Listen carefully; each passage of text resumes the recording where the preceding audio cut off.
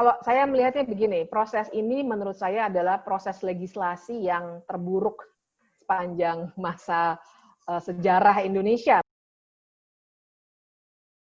Jadi keduanya baik dari aspek transparansi maupun partisipasi, saya kira ada informasi menyesatkan yang disampaikan kepada publik. Jadi. Halo warga, kembali lagi di Ngegas, Kritik Negara bareng Kontras. Edisi kali ini spesial banget, terutama buat kamu yang jadi admin dan mengunggah Undang-Undang Nomor 11 Tahun 2020 tentang Cipta Kerja.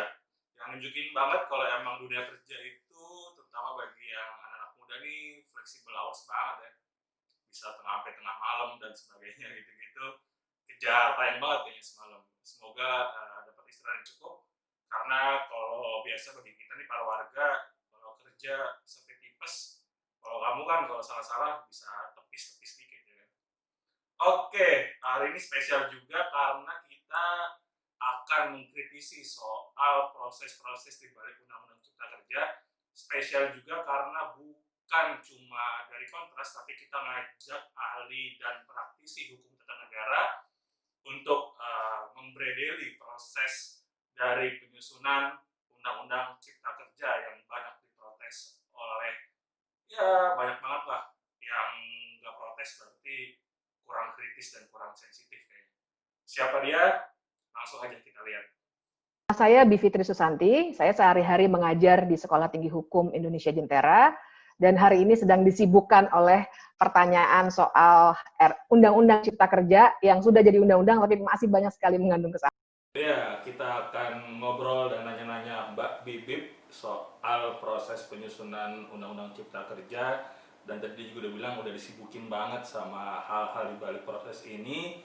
Dan hal yang pertama mau kita bahas adalah klaimnya pemerintah dan DPR kalau proses penyusunan sampai pengesahan Omnibus Law ini dibilang transparan dan juga partisipatif.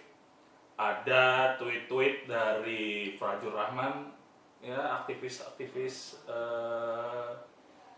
anti Orde Baru, mungkin ingat nama ini, ya sekarang juga masih ingat sih karena sekarang jadi juru bicara presiden. Dia punya tweet isinya nyatain transparansi prosesnya. Nah, kita langsung tanya aja ke Mbak Bibip, sebenarnya transparan sama partisipatif gak sih proses penyusunan Undang-Undang Cipta Kerja nomor 11 tahun 2020? Check it out.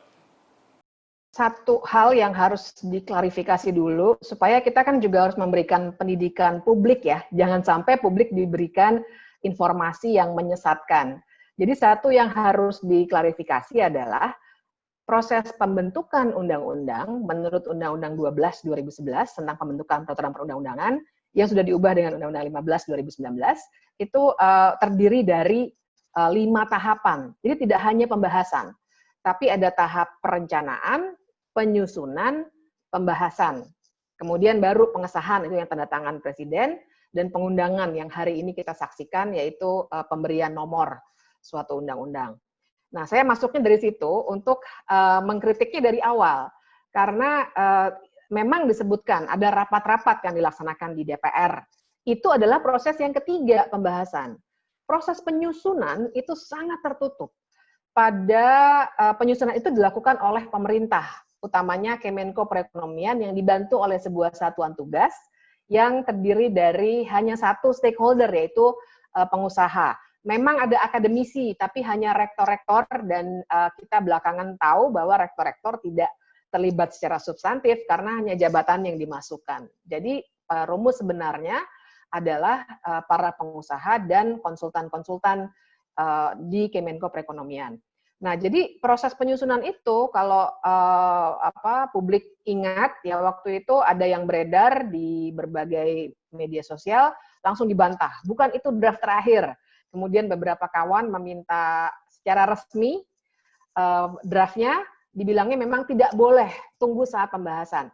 Nah, ini melanggar pasal 96 Undang-Undang 12 tadi tentang pembentukan peraturan perundang-undangan yang mengatakan bahwa kita ini rakyat biasa berhak berpartisipasi, dan kemudian ada ayat berikutnya yang mengatakan untuk bisa berpartisipasi semuanya harus transparan. Jadi itu bukan cuma jargon ya, memang ada dalam undang-undang. Dan ada lagi asas pembentukan peraturan perundang-undangan di pasal 5 Undang-Undang 12 tadi yang bilang bahwa pembentukan undang-undang itu harus menerapkan asas keterbukaan. Nah, ini semua dilanggar pada proses penyusunan. Waktu proses pembahasan, menurut saya juga harus kita sanggah klaim bahwa 64 kali pertemuan ya sudah ada di berbagai infografis, dan kalau kita baca di media massa juga dinyatakan diberikan kuantitas 64 kali. Apakah 64 kali itu cukup untuk sebuah undang-undang sepanjang 1.100-an halaman? Ya, dalam waktu 9 bulan. Itu pertanyaan pertamanya. Harus diingat bahwa ini pendidikan publik yang saya kira juga semua harus tahu bahwa yang namanya rapat di DPR itu, kalau masuk rapat panja, itu tertutup, tidak ada lagi yang terbuka. Padahal klaimnya adalah 64 kali rapat, rapat kerjanya 2 kali, kemudian ada rapat panja 56 kali, dan 6 kali rapat tim rumus dan tim sinkronisasi. Artinya apa? Sebenarnya yang terbuka itu hanya yang rapat terbuka 2 kali itu, dan beberapa barangkali rapat dengar pendapat umum. Tapi yang 62 kali sebenarnya tertutup semua. Jadi kalau ada klaim dengan bangga bilang, oh pada tanggal 5 Oktober kami siarkan di YouTube.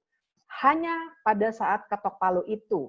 Tapi 62 kali rapat di Panja itu semua tertutup untuk publik. Bahkan beberapa kawan dari beberapa organisasi masyarakat sipil mencoba masuk melalui link Zoom, itu langsung didepak dan diblok gitu ya. Jadi itu klaim yang sangat salah, dan juga tadi ya transparannya. Partisipasinya pun kalau diklaim, oh kami sudah mengundang banyak sekali serikat buruh. Nanti dulu, undang-undang ini memang judulnya Cipta Kerja, tapi kita tahu isinya bukan soal ketenagakerjaan saja, tapi ada 79 undang-undang lain yang diubah.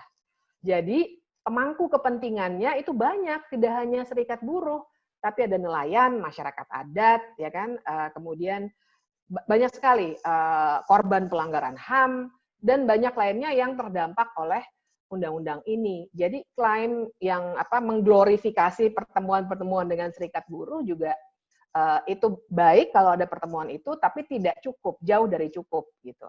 Jadi keduanya baik dari aspek transparansi maupun partisipasi, saya kira ada informasi menyesatkan yang disampaikan kepada publik. Jadi Tuh kan, ternyata Undang-Undang Nomor 11 Tahun 2020 tentang Cipta Kerja dinilai sebagai undang-undang yang nggak partisipatif dan juga nggak transparan.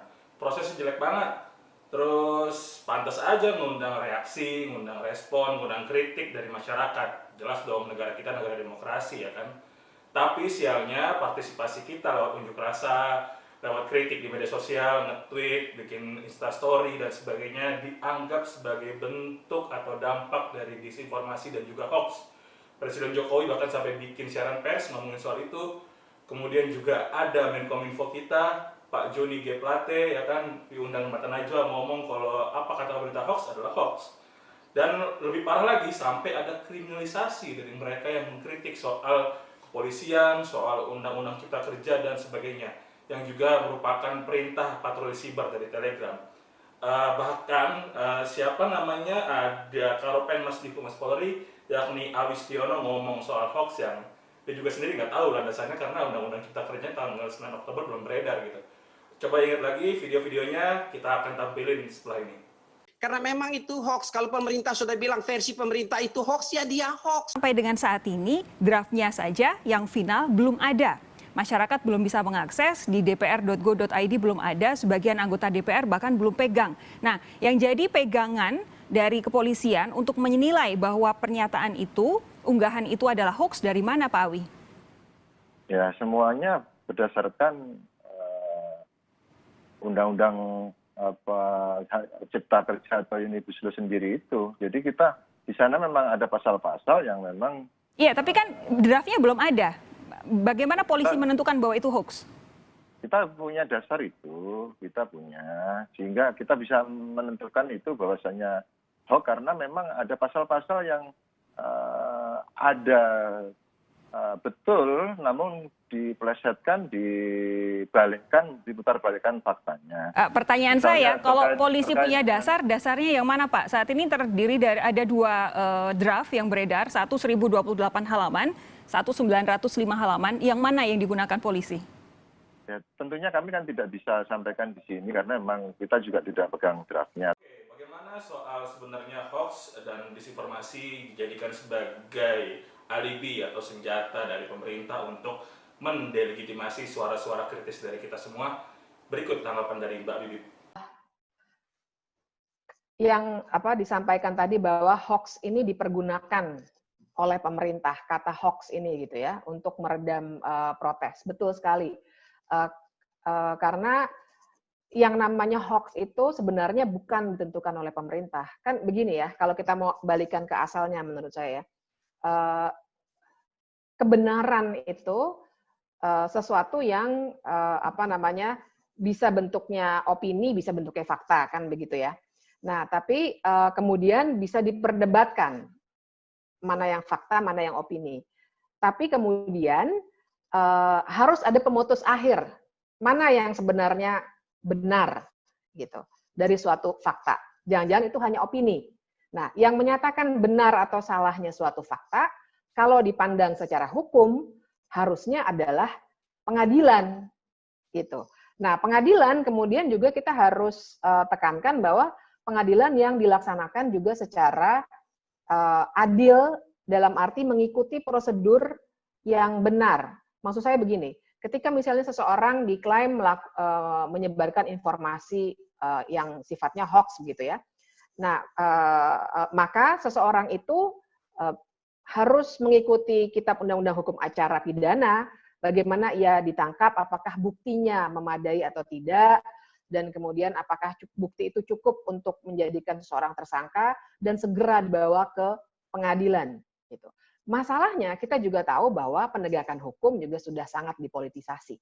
Nah, jadi apakah suatu informasi itu hoax atau tidak, akhirnya juga dipergunakan oleh para penegak hukum untuk menekan orang-orang tertentu gitu. Jadi apa yang disampaikan sebenarnya di ruangan tertutup, misalnya personal message gitu ya antara saya dengan kawan saya, tapi kemudian diretas, ditemukan, itu bisa dijadikan bukti. Nah, padahal ini yang tidak boleh. Nah, hoax itu sendiri, kalau misalnya diklaim apa yang dikatakan pemerintah adalah apa yang dikatakan pemerintah sebagai hoax adalah hoax, maka menurut saya pemerintah sudah memonopoli kebenaran, gitu. Jadi itu adalah suatu sikap yang sangat arogan.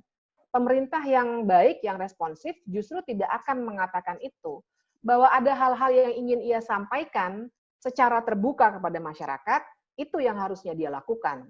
Ya, tapi kalau dia bilang saya A, kamu semua harus bilang A adalah kebenaran, ini adalah monopoli kebenaran yang luar biasa dan menunjukkan ciri-ciri otoritarianisme pemerintah sebenarnya. Jadi kalau pertanyaannya, jadi siapa nih yang bisa menyatakan mana hoax atau mana tidak? Ya tentu saja harusnya ke pengadilan secara hukum. Tapi kita sebagai masyarakat luas, tadi kan catatannya adalah kok ada orang yang bisa dikatakan hoax padahal rujukannya tidak ada. Nah, dari logika dasar kita saja itu kan sudah melanggar. Nah, kalau kemudian kita mengkritik, kritik itu harus diterima dan dijadikan bahan refleksi bersama dalam sebuah negara yang demokratis ya. Jadi bukan kemudian kritik itu dikategorikan sebagai hoax, karena yang benar adalah pasti yang dinyatakan oleh pemerintah. Nah, itu yang salah.